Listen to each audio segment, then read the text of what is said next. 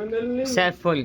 اهلا بكم بحلقه جديده من برنامج كورة الدكتور. متنساش تعمل لايك وشير وسبسكرايب القناه. دعمك يهمني، عاوز اوصل ل 150 سبسكرايبر في اقرب وقت بدعمكم وحبكم. مبروك الاهلاويه. مكسب النهارده. مكسب باداء بنتيجه.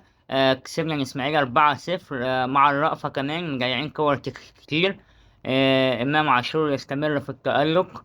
محمد عبد الله مشروع نجم كبير قوي هيأثر مع الاهلي قدام. هو يعتبر الوينج الشمالي الوحيد في الأهلي. إمام عاشور عمل جون وأسيست. جون حسين الشحات روعة الروعة. جراتيشار برضو مهاجم كبير مؤثر في أداء الأهلي، تحركاته مرعبة، بيعرف ينزل تحت يسحب معاه مدافعين ويفضي أماكن الأجنحة.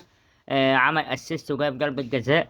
هو لغاية دلوقتي خمس ماتشات جايب هدفين، وعامل 3 أسيستات، وكمان عامل ضربتين جزاء. ومباراة شهدت عودة أسامة أبو علي وأشرف داري، عودة مهمة جدا للأهلي في الماتشات القادمة. وهيفرق مع الأهلي. يبقى عندك سكواد جبس عمق السكواد. دلوقتي احنا متقدمين عن بيراميدز فرق نقطة، فرق نقطتين، ولسه هنشوف بيراميدز هتعمل ايه. مستعدين لماتش القمة الجاي. سلام.